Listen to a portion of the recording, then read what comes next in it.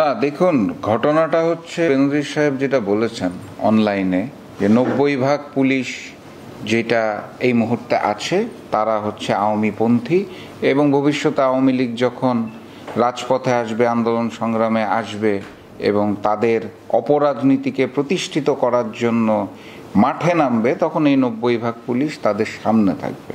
এই 90% পুলিশ এখন আতঙ্কের মধ্যে রয়েছে, তার চাকরি থাকবে কি থাকবে না, রুটি রুজি থাকবে কি থাকবে না। অতএব আওয়ামী লীগের কিছু গুন্ডা পান্ডা সন্ডা রাজপথে নামবে আর এই 90% পুলিশ তাদেরকে সাপোর্ট দিবে, এটা আমি বিশ্বাস করি না। আর সর্বশেষ যেটা বলতে চাই, এই 90% পুলিশের 9 ভাগও যদি সামনে দাঁড়াতে চায় আওয়ামী লীগকে সমর্থন দেওয়ার জন্য, বাংলাদেশের এই তৌহিদি জনতা তো চুপ করে বসে থাকবে না। বাংলাদেশের এই জনগণ আবারও কাঁধে কাঁধ মিলিয়ে সেই আওয়ামীপন্থী পুলিশকে রুখে দিবে, আওয়ামী লীগকে রুখে দিবে, ছাত্রলীগ যুবলীগকে রুখে দিবে।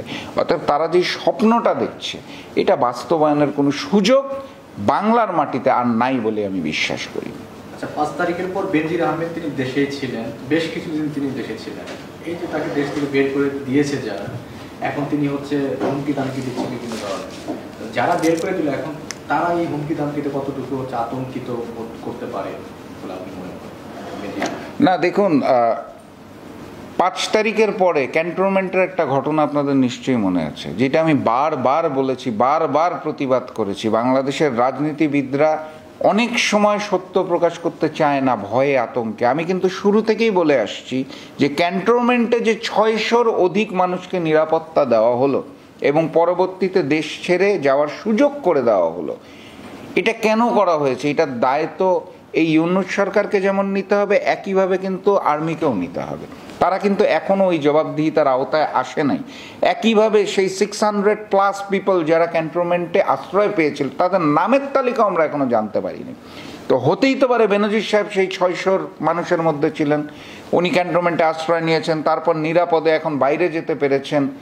কিসের ভিত্তিতে, কিসের বেইজে, কোন লেনদেনে তাদেরকে এই নিরাপত্তাগুলো দেওয়া হয়েছিল এবং দেশ থেকে পালানোর সুযোগ করে দেওয়া হয়েছিল, এটা তো আমরা সবসময় জানতে চাই।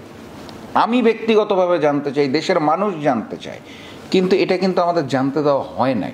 এই যে এখন বেনজির সাহেব দুনিয়ার কোনো একটা জায়গার থেকে লুকায় থেকে অনলাইনে এইসব কথা বলছে, উজ্জীবিত করার চেষ্টা করছে, এইটার দায়ও তো আমাদেরকে নিতে হবে, ইউনূস সরকারকে নিতে হবে, আর্মিকেও নিতে হবে।